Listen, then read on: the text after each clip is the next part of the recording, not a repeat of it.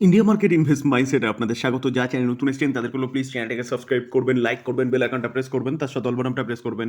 নোটিফিকেশনটা কিন্তু সঙ্গে সঙ্গে আপনাদের কাছে গিয়ে পৌঁছাবে। রেলওয়ে সেক্টরের দিগ্গজ কোম্পানি, যে কোম্পানি আজকে একটা ব্যাপক বড় নিউজ পাওয়া যাচ্ছে। তো যখন মর্নিংয়ে নিউজটা এসেছিল কোম্পানিটা কিন্তু ভালো একটা মুভমেন্টও দেখিয়েছিল। অবশেষে কোম্পানিটা প্রফিট বুকিংয়ের জন্য কিন্তু নিচে এসছে। তো পজিটিভ ক্লোজ দিয়েছে একদম মার্কেট ক্লোজ হতে হতে। তো স্যার, কোম্পানিটার নাম কি আপনারা সবাই জানেন, যে RVNL, rail Vikas Nigam limited, যেখানে কোম্পানিটার কিন্তু অর্ডার আস্তে আস্তে পেতে শুরু হয়ে গেছে। যেটা আমরা দেখলাম যে কিছুদিন আগে ক্যাবিনেট অ্যাপ্রুভ করেছে দুটো প্রজেক্ট, যেখানে একটা হচ্ছে গিয়ে কি একটা 8টা নতুন রেলের প্রজেক্ট আর 3টে নতুন মেট্রো রেলের প্রজেক্ট। এবং তার পাশাপাশি আমরা দেখেছিলাম যে কোম্পানিটা একের পর এক বিদেশে কিন্তু তার থাবা বসাচ্ছে বিজনেসটাকে এক্সপ্যান্ড করার জন্য। তো স্যার, লং টার্ম ইনভেস্টাররা যারা না, তাদের জন্য কিন্তু এই কোম্পানিটা বেস্ট কোম্পানি। এই কোম্পানিটা কিন্তু এখানে থাকবে না স্যার। আমরা যদি কোম্পানিটার চার্ট দেখি, দেখুন লাস্ট 5 বছরে দেখলে দেখা যাবে কোম্পানিটা কিন্তু কিছুটা চলে আবার কিছুটা রেস্ট নেয়। স্যার, আমি চার্টটাকে একটু বড় করেছি, না হলে কিন্তু বোঝাতে পারবো না।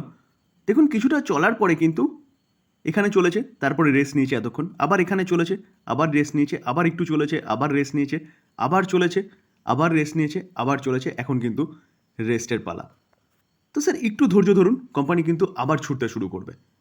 তো স্যার, ইনফ্রাস্ট্রাকচার রিলেটেড কোম্পানি, যেই কোম্পানি কিন্তু অনেক দূর পর্যন্ত এগোবে, এই জন্যই বলছি কারণ গভর্নমেন্ট ইনফ্রাস্ট্রাকচার ডেভেলপমেন্টের কাজ করছে। যেখানে রেল পৌঁছানোর কাজ করছে, 100% ইলেকট্রিফিকেশনের কথা বলছে। তো স্যার, এই কোম্পানিটি কিন্তু অর্ডারগুলো পাবে। তো অনেক দিন পর কিন্তু আরেকটা নতুন অর্ডারের কথা আমরা জানতে পেরেছি। চলুন দেখে নিই কী অর্ডার, কত টাকার অর্ডার। দেখুন স্যার, আরবিএনএল লোয়েস্ট বিডার কত টাকার, 111 কারোর অর্ডার কিন্তু কোম্পানিটা বিড করেছে। স্যার, এই যে অর্ডারটা এসছে সেটা কোথা থেকে এসছে? সাউদার্ন রেলওয়ে থেকে এসছে। যে অর্ডারটা কোম্পানি পেয়েছে রেলের ইনফ্রাস্ট্রাকচার ডেভেলপমেন্টের জন্য, সেটা কিন্তু নেক্সট 18 মাসের মধ্যে কোম্পানিটাকে শেষ করতে হবে। তার পাশাপাশি আমরা দেখেছিলাম, আমি কভারও কিন্তু করেছিলাম, যে আরবিএনএল কিন্তু কি MSCI included in MSCI global standard index. তো এমএসসিআই গ্লোবাল স্ট্যান্ডার্ড ইন্ডেক্সে কিন্তু আরবিএনএল স্থান পেতে চলেছে। তো স্যার, এমএসসিআই ইন্ডেক্সে স্থান পেলে কিন্তু এই কোম্পানিটার মধ্যে ভালো একটা ইনফ্লো আসতে পারে। তো সেই জায়গায় দাঁড়িয়ে স্যার, খুব বেশি সময় কিন্তু কোম্পানিটা এই জায়গায় থাকবে না। তো স্যার, ডিসক্লেমার দিয়ে রাখি, কোনো বাই সেল রেকমেন্ডেশন নয়। কোম্পানির সম্বন্ধে নিউজ পাওয়া যাচ্ছে, আলোচনা করলাম, আমি আমার ওপিনিয়ন জানালাম, এটাকে বাই রেকমেন্ডেশন একদম নেবেন না। কোম্পানি নিয়ে অ্যানালাইসিস করবেন, তারপরে গিয়ে কিন্তু স্বাধীনভাবে চিন্তাভাবনা করবেন আপনি বাই করবেন কি না। দেখুন sir, tata investment corporation limited দেখলে দেখা যাবে কোম্পানিটা কিন্তু আজকে 20% আপার সার্কিট মেরেছিল।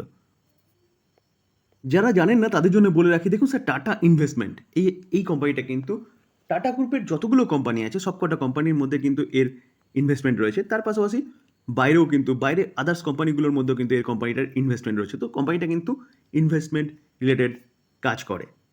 তার পাশাপাশি দেখুন, টাটা ইলেক্সি দেখলে দেখা যাবে আজকের দিনে প্রায় 16.5% একটা আপসাইড মুভমেন্ট দেখিয়েছে। দেখুন স্যার, টিটিএমএল দেখলে দেখা যাবে এই কোম্পানিটাও কিন্তু আজকে প্রায় 9%-এর কাছাকাছি একটা আপসাইড মুভমেন্ট দেখিয়েছে। স্যার, টাটা পাওয়ারকে দেখলে দেখা যাবে দেখুন 1.5%-এর ওপরে কিন্তু একটা আপসাইড মুভমেন্ট দেখিয়েছে।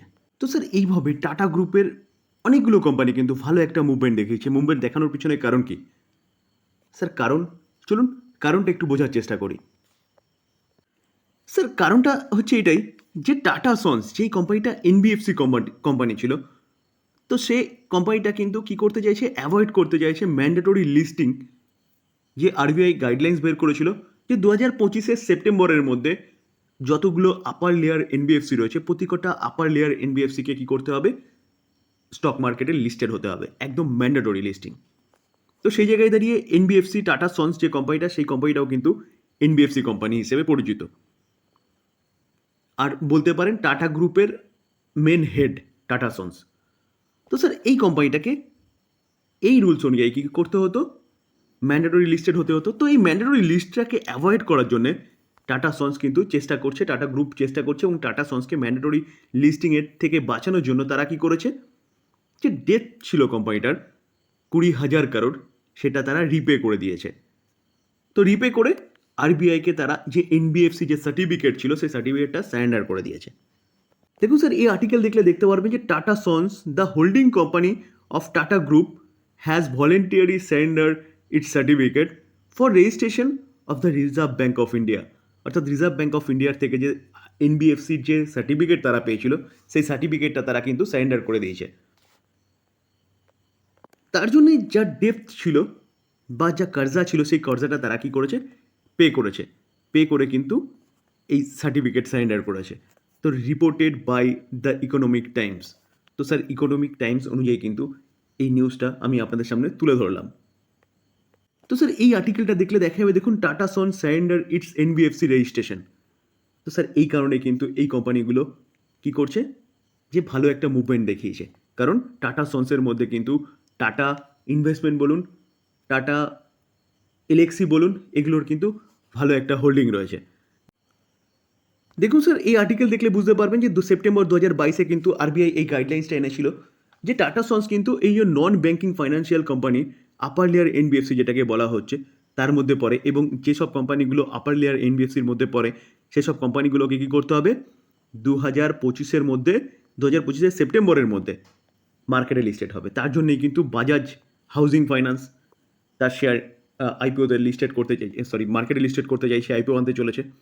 তো এইভাবেই কিন্তু এই টাটা সন্স এই লিস্টিংটাকে অ্যাভয়েড করার জন্যে যে এনবিএফসির সার্টিফিকেট ছিল, সেটাকে তারা সারেন্ডার করেছে।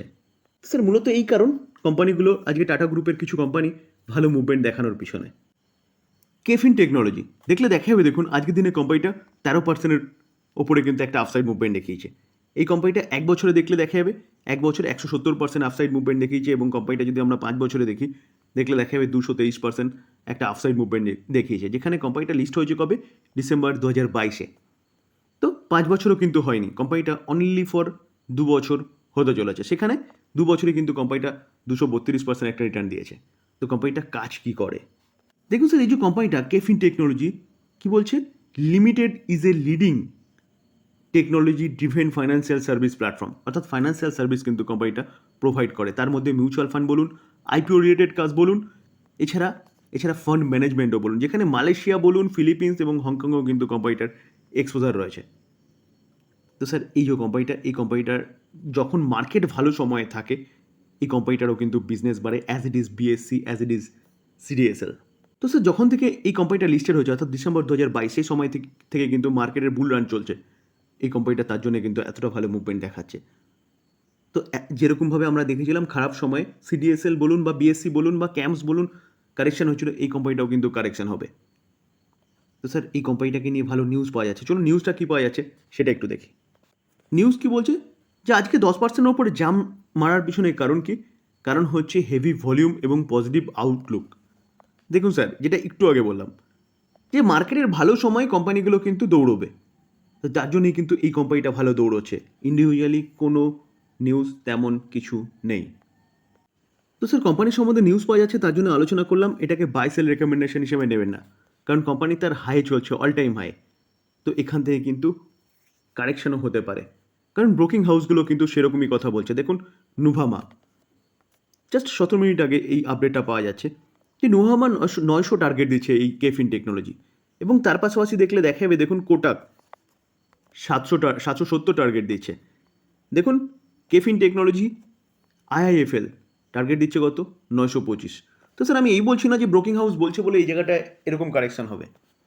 তবে স্যার, এরকম কারেকশন না হলেও কিন্তু কিছুটা কারেকশন হলেও হতে পারে, যেটা আমরা কিন্তু মাঝগাঁও ডকে দেখেছি, গার্ডেন নিচে দেখেছি, যেটা আমরা আরভিএনএলে কিছুটা দেখেছি। তো সেই জায়গায় দাঁড়িয়ে স্যার অনেক হাই চলছে, বা বলতে পারেন অল টাইম হাই চলছে। এবার একটু এই জায়গায় দাঁড়িয়ে কিন্তু চিন্তাভাবনা করে ডিসিশন নেওয়ার সময়। স্যার, মুথুট ফাইন্যান্স কোম্পানিটা এনবিএফসি কোম্পানি, আর মেন কাজ যদি বলেন, তাহলে মেন কাজ হচ্ছে কোম্পানিটার গোল্ড লোন। তো স্যার, গোল্ডের দাম কন্টিনিউয়াসলি বাড়ছে, এই কোম্পানিটাও কিন্তু কন্টিনিউয়াসলি দৌড়াচ্ছে। কেন?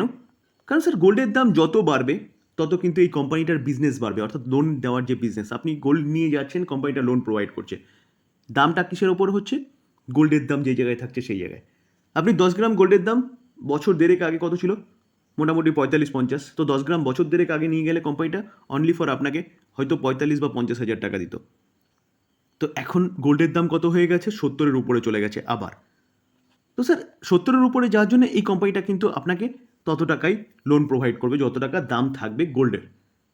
তো সেই জায়গায় দাঁড়িয়ে স্যার এই কোম্পানির কিন্তু বিজনেস বাড়ছে, লোন বেশি ডিসবার্সমেন্ট হচ্ছে। তো বেশি ডিসবার্সমেন্ট হলে কিন্তু এই কোম্পানির বিজনেস বাড়বে, এটা মাথায় রাখবে। তার জন্য কিন্তু এই কোম্পানিটা প্রায় প্রতিদিন হাই মারছে। আজকে দেখুন, আজকে 2000 কিন্তু কোম্পানিটা ক্রস করেছে। তো স্যার এই কোম্পানিটা NBFC company, fundamental strong company. এই কোম্পানিটা কিন্তু রাডারে রাখতে পারেন। যদি কোম্পানিটা নিচে আসে তাহলে বাই করার অপরচুনিটি খুঁজতে হবে। দেখুন স্যার, লাস্ট 1 বছরে দেখলে দেখা যাবে কোম্পানিটা 54% রিটার্ন দিয়েছে। যেখানে আমি কিন্তু যখন 1200-1300 চলছিল তখনই কিন্তু আমি কোম্পানি নিয়ে আলোচনা করেছিলাম বাই করার সঠিক সময়, কারণ এই কোম্পানির বিজনেসই আলাদা।